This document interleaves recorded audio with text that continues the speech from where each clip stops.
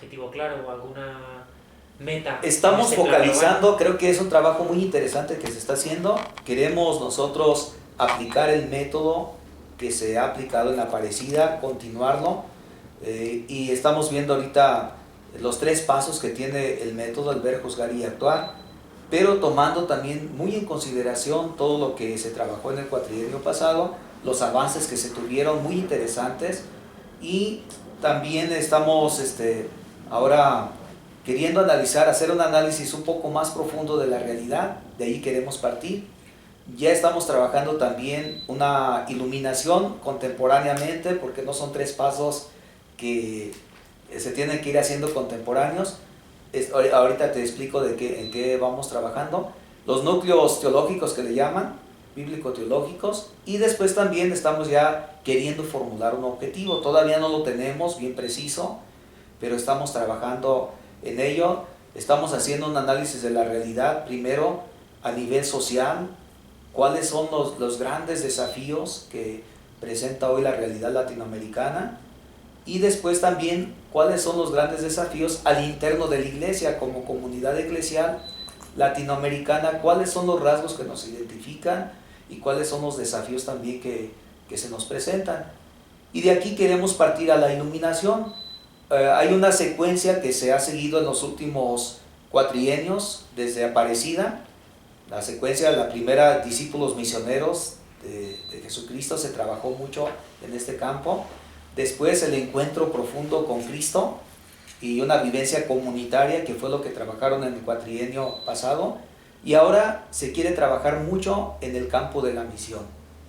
Pero son como círculos concéntricos que no queremos nosotros desligarnos, sino asumir todo lo que se ha hecho desde Aparecida hasta este momento y después darle proyección. Y entonces la iluminación queremos llevarla primero como un mensaje muy alegre, esperanzador. Al ver la realidad que nosotros estamos observando, los desafíos, verla como discípulos de Jesús, no en la tristeza, no en el pesimismo, sino de una manera objetiva, pero esta realidad que nos pide, que grita, que clama y que nos pide un mensaje de esperanza. En medio de todas las circunstancias que existen en América Latina, creo que también hay grandes logros y también hay muchas cosas que nos deben de llevar a alegrarnos y alegrarnos en el Señor con esa perspectiva del discípulo que ve con los ojos de Jesús. Y otro momento también muy importante que queremos nosotros subrayar en el próximo plan es la vivencia, y es un retomar del cuatrienio pasado, la vivencia profunda de encuentro con Jesucristo y de encuentro también con los hermanos, de tal manera que nosotros trabajemos siempre en esa dimensión, poniendo la palabra de Dios al centro, que es lo que nos ilumina, la fuente también de vida y la fuente también de reflexión, y hacer primero un trabajo a nivel personal y a nivel de grupo, de comunidad, de equipo, a partir de la reflexión de la palabra y de la vivencia, del compartir lo que la palabra nos dice y lo que la palabra nos pide. De ahí entonces ya salir hacia el anuncio de la buena nueva, a continuar la misión.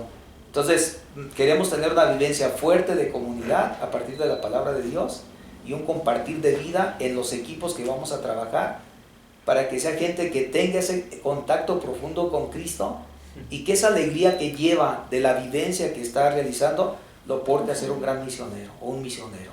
Y entonces otro aspecto, después el tercer momento, es precisamente el anuncio. Vayan y lleven este anuncio, vayan por todo el mundo.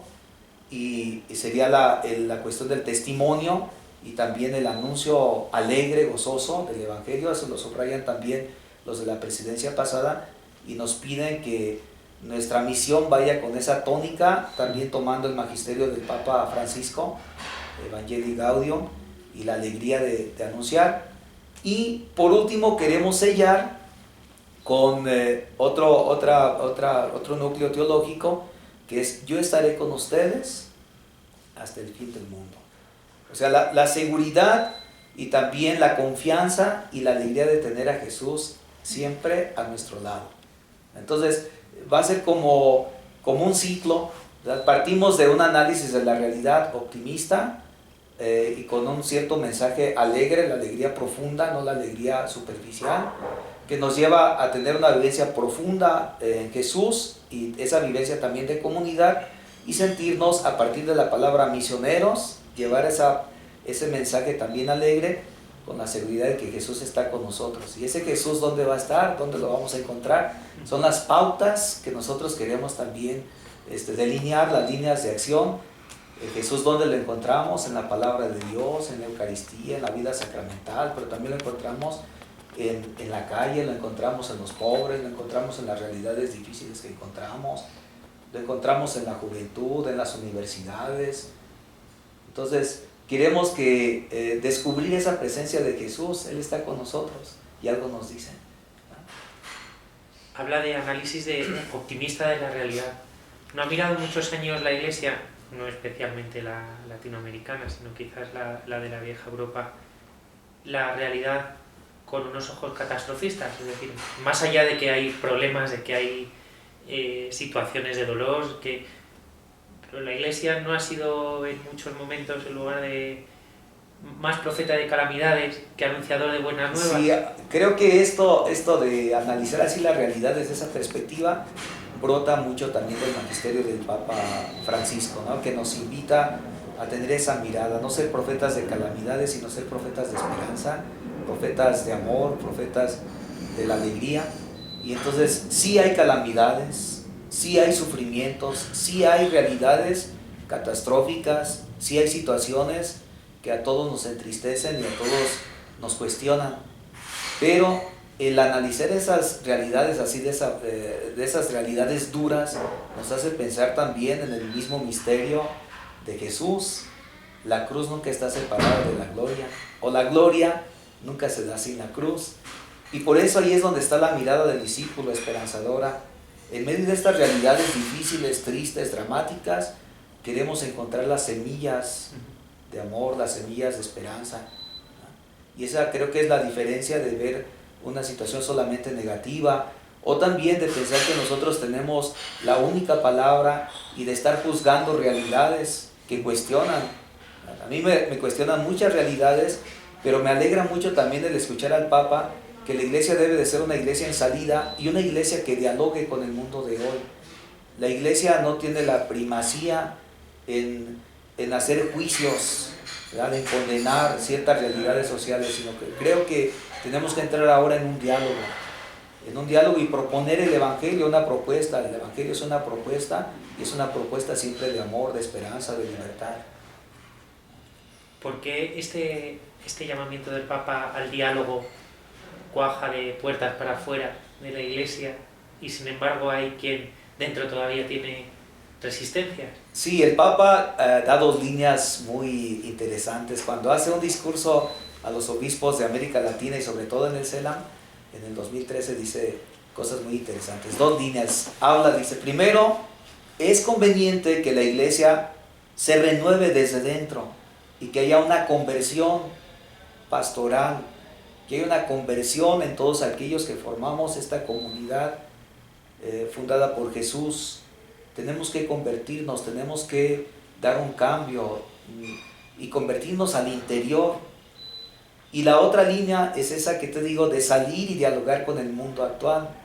Y quizá es muy difícil porque dentro de la iglesia también existe todavía, creo que hay muchos bloqueos para un diálogo también profundo. Y necesitamos conversión. Y a mí me gusta mucho la actitud del Papa, y creo que esto también ya es un principio de diálogo con otras realidades, cuando el Papa dice necesitamos primero convertirnos para poder dialogar. Y necesitamos cambiar nuestra mirada. Y creo que esto es un gran reto que tenemos en América Latina, sobre todo yo diría todos aquellos que estamos más involucrados en la obra de evangelización, en esta grande misión continental, que podrían ser los sacerdotes, las religiosas, pero también laicos comprometidos, movimientos eclesiales. Todos tendríamos que primero cuestionarnos y ver en qué tenemos que convertirnos para purificar nuestra mirada y también para poder nosotros disponernos a un diálogo, podría decir yo, más libre, más amplio, y que realmente sea un diálogo con el mundo actual. Mencionaba Aparecida, no se agota ¿no? Aparecida siempre va a ser el horizonte, creo, que es el horizonte en el que tiene que trabajar el CELAM. Y hablar también del CELAM creo que implica nuestra iglesia latinoamericana, ¿verdad? Yo considero el CELAM sí hay un consejo, pero el CELAM es toda la iglesia también latinoamericana en ese sentido. Y creo que Aparecida nos ha abierto un grande horizonte, nos ha ayudado a comprender, porque no es otra cosa también Aparecida más que la aplicación de lo mucho que se dijo en el Concilio Vaticano II. Y las conferencias a partir de la de Puebla en adelante, lo que han querido hacer es aplicar los principios, las líneas, las propuestas que hace el Vaticano II. Y todas las conferencias van en esa línea. De Aparecida creo que es una grande realización, actualización de lo que el Concilio Vaticano había pedido. Porque el Concilio Vaticano II nos habla también de dialogar con ese mundo, nos habla también de una conversión al interno de la iglesia, nos habla también de un mensaje alegre. ¿Se podría decir que la Evangelii Gaudium es una traducción de Aparecida para el resto del planeta? Bueno, se ha dicho, ¿verdad? Que se ha dicho, y yo creo que si uno lee a profundidad el documento de Aparecida y lo analizas y después estudias todo lo que ha dicho el Papa y lo que ha escrito el Papa, en concreto Evangelii Gaudium, tú dices, esto está impregnado de lo que hay en Aparecida. Pues creo que el Papa tiene ideas muy claras, a mí me sorprende mucho, tiene ideas muy claras, pero sus ideas y lo que él expresa, lo que él está viviendo, está muy impregnado de lo de Aparecida. Y no por nada, pues él fue también uno de los grandes autores de este documento, ¿no? Que lo llevó adelante. Y se comprende bastante. Dice que tiene ideas muy claras. No se está metiendo en demasiados charcos, no está afrontando muchos problemas a la vez, bueno, o es capaz. Qué bueno, él dice, a todos nos motiva, hagan lío, y yo creo que él está haciendo lío, ¿verdad? Y lo está haciendo bien, porque no es una manera agresiva de presentarse, al contrario, es una manera, yo lo veo así, muy bondadosa, y su misma sonrisa es lo que ha abierto puertas. Y entonces está haciendo lío, pero en un sentido muy positivo, nos está cuestionando. Y esas cuestiones que hace no son cuestiones solamente hacia la iglesia. Y si ustedes se fijan, lo que él ha hablado primero nos ha dado muy duro a los obispos, a los sacerdotes, a las religiosas, a los laicos persinados que están en las iglesias. Él ha volteado la mirada hacia adentro. Pero todo eso también es provocativo para los diferentes ambientes, estructuras que componen la sociedad. Un mensaje que él dirige aporreando, perdón, no sé si se entienda la palabra, aporreando a los suyos, a su iglesia, automáticamente también el otro se cuestiona. Entonces, creo que el Papa sí está tocando puntos difíciles, sí, pero era necesario. A mí me gusta mucho que él sea realista y que utilice un lenguaje que todos lo entendamos. Así que no hay que tener miedo al sino de las familias. No hay que tener ningún temor, ¿verdad? Además, el Papa está a la puerta y también hay un marco para nuestro plan global del cuatrienio. Tenemos un marco muy interesante. Todo este magisterio del Papa, todos estos eventos que se vienen, este sínodo sobre la familia, de alguna manera también tiene que estar expresado en nuestros programas, en lo que nosotros vamos a realizar.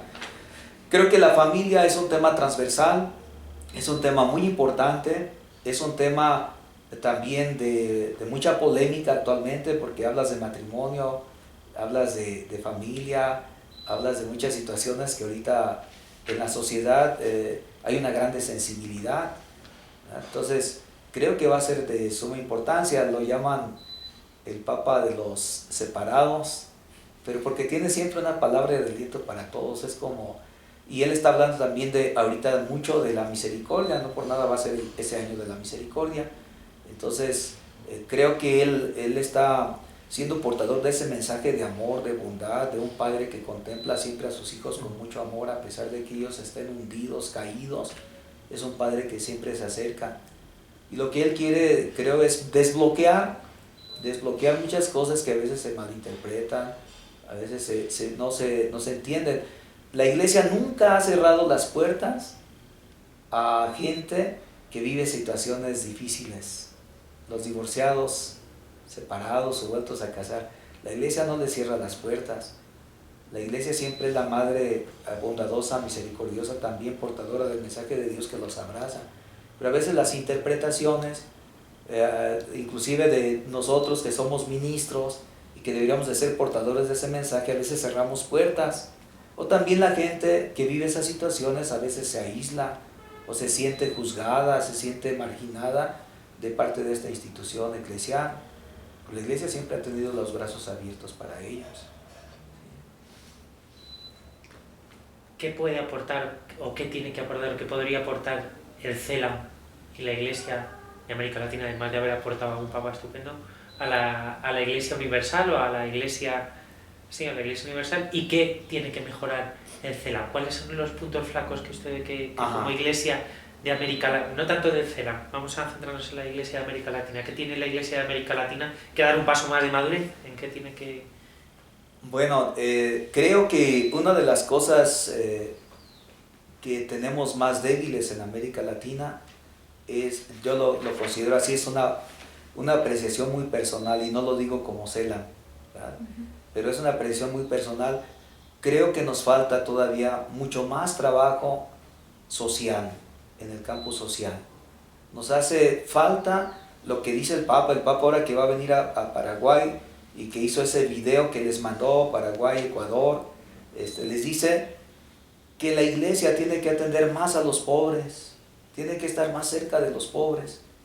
Creo que en América Latina hay muchas cosas, muchas obras en beneficio de los más pobres, pero todavía nos falta trabajar mucho más, y no solamente en ayuda a los pobres directa, no solamente de un paternalismo de protegerlos, de darles cosas que